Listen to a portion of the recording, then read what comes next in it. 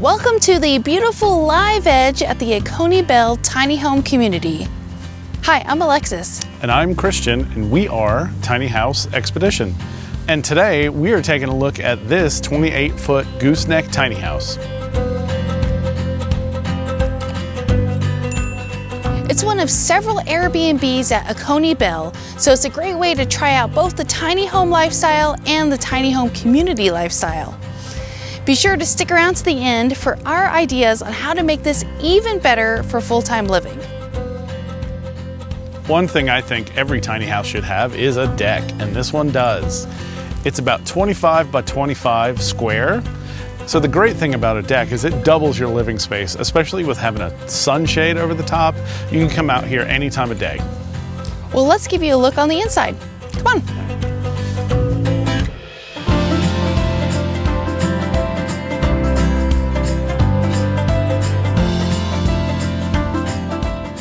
Welcome inside this 340 square foot gooseneck tiny house.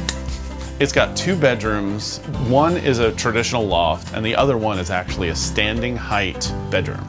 And that's the beauty of gooseneck design. And the interior design and decor is what I would call country chic. Yeah, I can totally see that. It has that classic down-to-earth coziness about it, but with modern accents that really elevates the entire space. Something I really appreciate about this design is the dormer above the door, because it really adds a lot of architectural interest and makes it feel even more homey. Yeah, totally. Yeah, it gives the roof line a really interesting shape.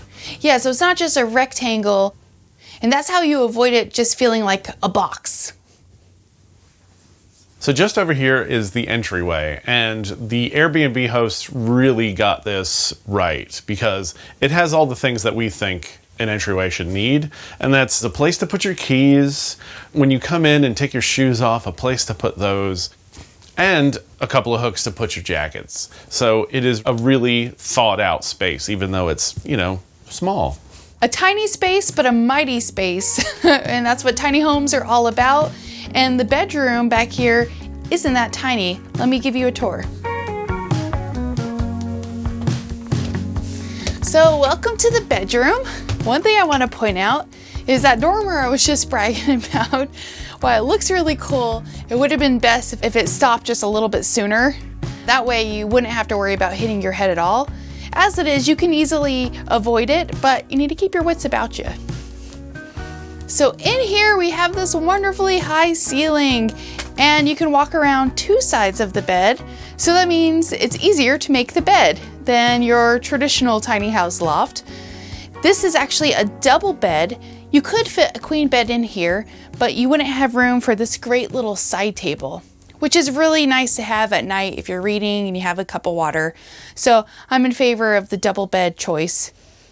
And just over here is the closet area where they've put in this nice tall dresser.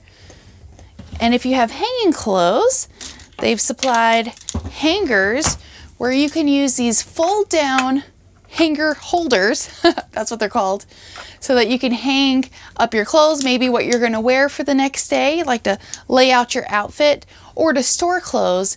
And these actually can hold several hangers that you can then fold up like this, so it's a really great small space saver. I really like this cute jewelry hanger over here. It's a wall-mounted jewelry organizer, but it's also really cute. And why not display your pretty things? So they've utilized the vertical space here by adding some open shelves. However, one shelf mostly houses a little TV. And to comfortably view a movie, you just want to put these pillows against the wall so you have a better angle. It's not my cup of tea to watch movies in bed. I'd rather do it downstairs, but you do you. And just over here is the ladder for the lounge loft. It could also be used for storage, but right now it's a perfect spot to cozy up with a good book. It also houses the second mini split unit, which provides heating and cooling for the rest of the house. And I really appreciate that the owners installed a wall-mounted fan, which really helps dramatically with air circulation. And directly across the way is the loft bedroom that's tall enough to easily sit up in bed, and you access it by going up a really sturdy ladder. What I really appreciate about the ladder is that you can put your entire foot on the step flat, so it feels much more secure than going up a regular ladder. So this is a pretty small bathroom in a tiny house. You know, as you can see, it's less, you know, maybe 5 feet across, 4.5, something like that. But it has everything it needs. It even has a washer dryer combo inside of it. So it is packed full in here for sure. One thing I think is really nice in here is this shower. I just really like the tiles because it's like the faux wood grain, and I like the color of them and everything. Even the river rocks that are on the bottom, you can feel the texture of them on your feet when you're in the shower, which is pretty cool. I think it's like 32 by 32, so I do think that that is about the smallest shower that you should have in a tiny house, because anything smaller than that, you'd be like this trying to wash your hair and you have to bring your knees up to wash your feet. You know, it'd be really strange. So I think that's probably the small size I would do. Because of the size of the shower, there's a little extra space behind the shower that they've turned into storage space, and every inch counts in a tiny house. So this is a really good use of this space. It's a great spot to keep towels, toiletries, and even a small broom. Do you like to juggle in your home office? Neither do I. That's why I need an L-shaped standing desk. Editing for our YouTube channel requires a lot of stuff. A laptop, a monitor, a couple of hard drives, a bunch of snacks. So an L is ideal. Also, sitting for hours editing can take a real toll on this body. That's why I'm excited about the FlexiSpot E7L standing desk. It gives me the flexibility I need to create my ideal workspace. And I can move around whenever I want and keep my body feeling good. It's super easy to use. Enter presets based on your preferred setups, and boom, you're ready to go. It's incredibly sturdy and stable, with legs made out of thick, automotive-grade steel. No wobbling, as it lifts or lowers. This bad boy can hold up to 330 pounds, so load it up with whatever. Want to enjoy the benefits of an L-shaped standing desk at a reasonable price? Well, try out the E7L today. Free returns within 30 days and comes with a 15-year warranty. Use our code for $50 off your E7L standing desk. And in the center of the house is the kitchen, and it's a galley style kitchen, which is great. Our tiny house is a galley style, but it's kind of short. It's a small kitchen. But when it's this long, I kind of find myself shuffling like left to right because I need something over here, or I need to go over here. And to me, that's a little inconvenient, but it's not the worst thing in the world. It's kind of personal preference. Yeah. As you guys know, I'm a huge fan of being able to pivot, and you can do a little bit of that, but a really good pivot is like almost 3 directions of reaching for things. Yeah, like if the fridge was over here. But the little bit of shape that's here does help it feel like more of a separate room, and I like that. It's a little bit more defined. A must-have for us in a tiny house kitchen is a big sink, especially because there's no dishwasher in here.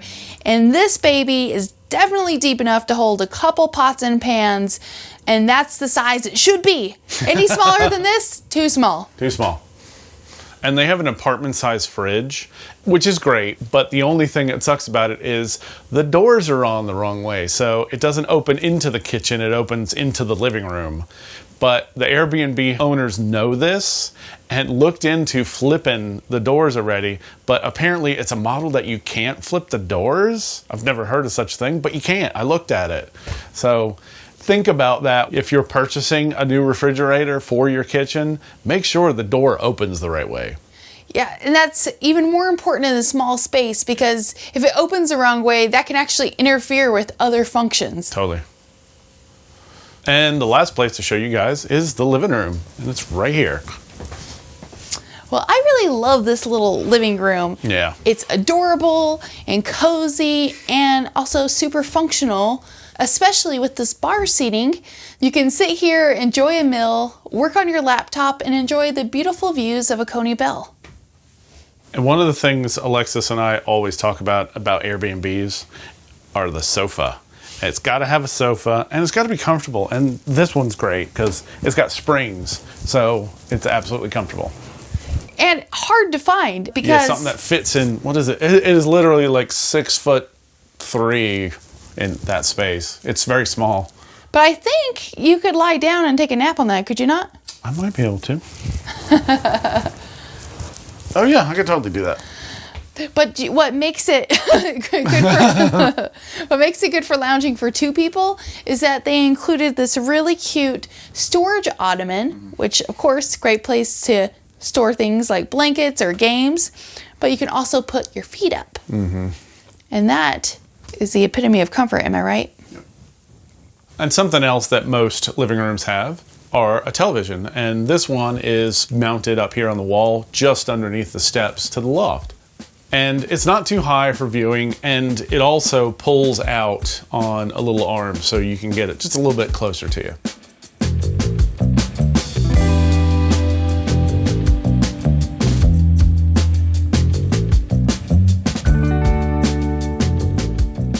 So as you can see, this is a great tiny house. It's perfect as an Airbnb, and I think pretty comfortable as a full-time home. But there are some ways that you can optimize this space to make it even better for full-time living. Here in the living room, I have a few ideas, really just minor tweaks for how to make this room even better. And one of them is this fantastic bar height table here. And that would be to make it a little bit bigger, a little bit deeper. And that would be easier for putting, full-size plates for dinner time, or even having a little bit more room to have like a mouse next to your laptop or something like that. By making it wider, it's definitely going to stick out further into the living room and eat up some of this great open space. So I think the best thing to do would be to make it a fold-up bar table. And if you did that, you'd probably want to exchange these great stools for foldable stools that can be hung up on the wall and tucked out of the way when it's not in use. A couple other tiny things. One would be adding storage to the sofa. So it's a very comfortable little sofa. It's not a storage sofa, and that's all right, because storage sofas sometimes can be a little uncomfortable. But it doesn't have to be. Instead, you can find these great short baskets that will slide right under the sofa and give you valuable storage for things like linens. I don't know about you, but I really enjoy cozying up on the sofa. But sometimes that coffee table is kind of far away for setting down your coffee mug. You know what I mean? So a couple ideas to make that a little bit more convenient would be, one, a small fold-down shelf on the wall that could be used for a cup holder. Two, a C-shaped side table that you can nest with the sofa so it's out of the way. And three, if you wanted to get a different ottoman, there are those that have a top that pull up. One of the most important things when it comes to full-time living in a tiny home is having enough storage. And I think this house could use a little bit more closet space. And a really great spot to add a coat closet would be under the ladder to the bedroom loft. Right now you can see through the ladder, which helps the whole space feel more open. So it would take that away. So you just have to weigh what's most important to you. Do you want that open feeling, or do you want a place to put a few more things? But at nighttime, it would be nice to have something other than just the overhead lighting. Now, you could add a dimmer switch, so dimming these lights, that could be nice. But you could also add a hanging lamp or a wall sconce for a softer, warm light in the evening. The great thing about this tiny kitchen is that there's lots of cabinets and lots of storage space without it feeling super tight. However, because they went with a full-size range, it's taken away from available counter space. So an easy way to create a little bit more workspace is to get a cover that you can set on top of the sink, and voila, you have just a little bit more counter to work with. There are a few minor additions that I think would add a lot more convenience while you're cooking, and one of them is a spice rack. I personally love to easily see and grab spices while I'm cooking, and I think that there are two spots where you could do that. One would be above the stovetop here, and the other would be on the wall that's on the side of the fridge. There's one thing in this kitchen that I think is really charming and kind of funny. It's a very tiny house kind of thing, and that's this drawer. The builder saw this leftover space that was just a few inches wide, and he thought that should be a drawer. Which, 2 thumbs up. Yes, that is the kind of attitude you need to have when you're designing a tiny home.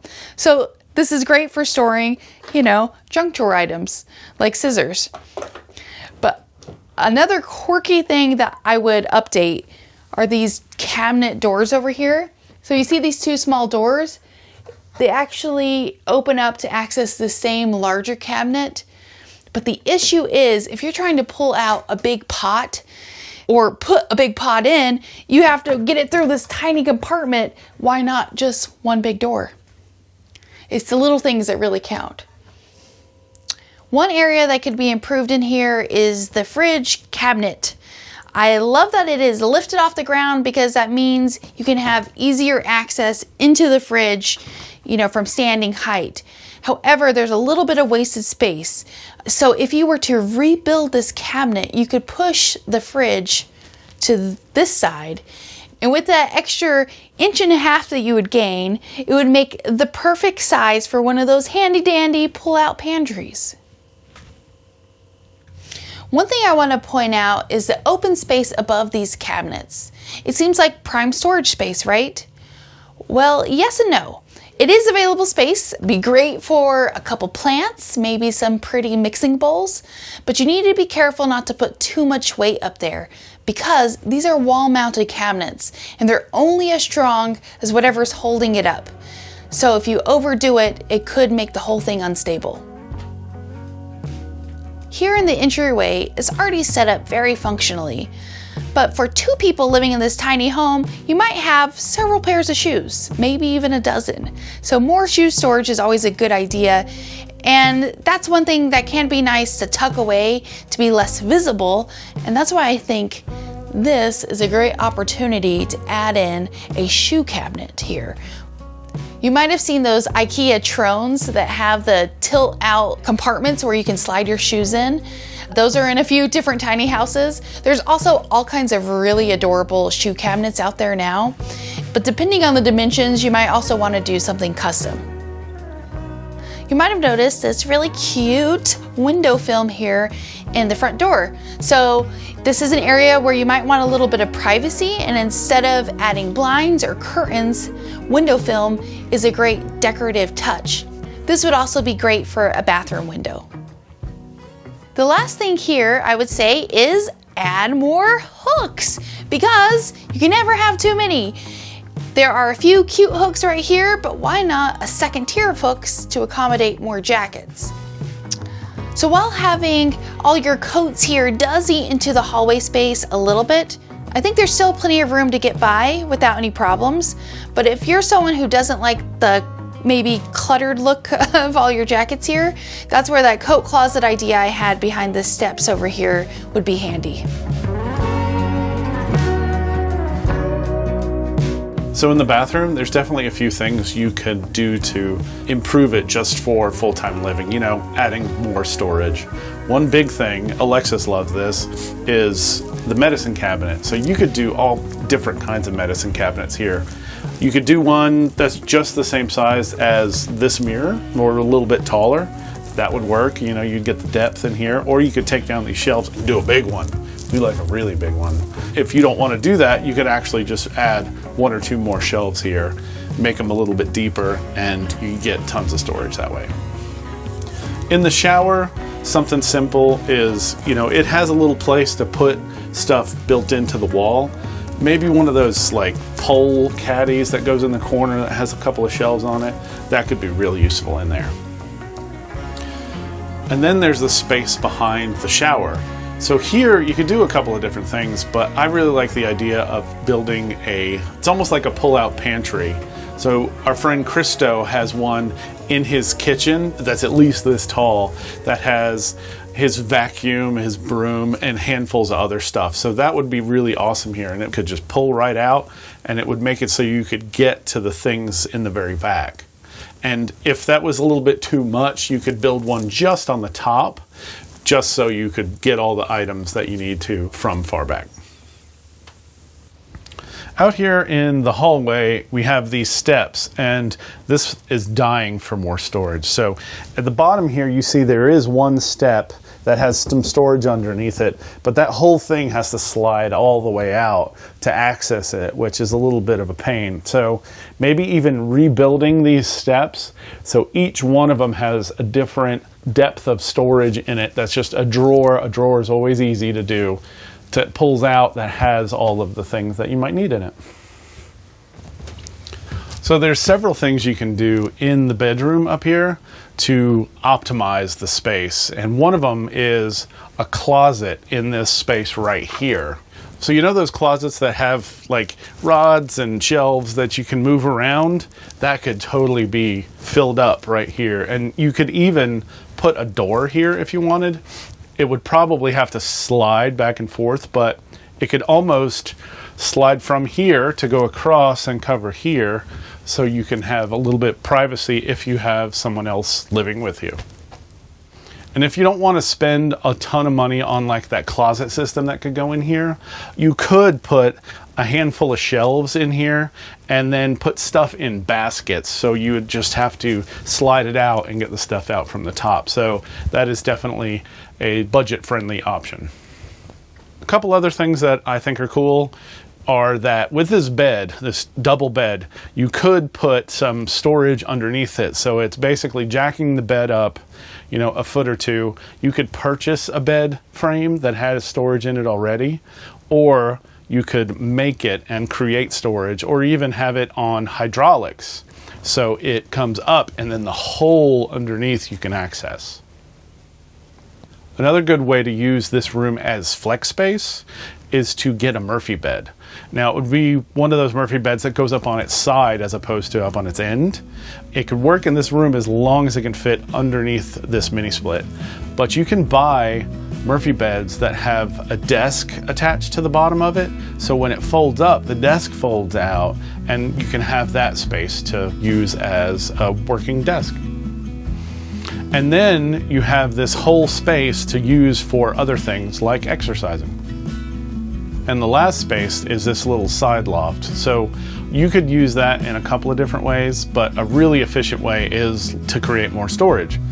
There's all kinds of storage cubes and baskets that you can get from places like IKEA, but you just really want to make sure that they look good from the kitchen and living room area. You can also do a little like border up there if you wanted to, with like a bookcase that's maybe a foot or two tall, and put it up against the railing, so then you can't really see up into there. You just got to make sure that the back side of those bookcases looks nice. Well, what would you do in this tiny house to make it work for you as a full-time home? Let us know in the comments below.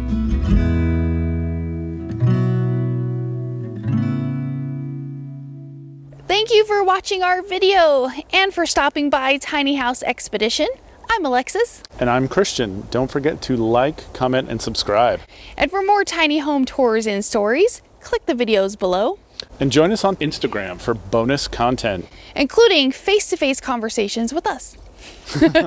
We hope to see you there. All right. Thanks, guys. Have a good one.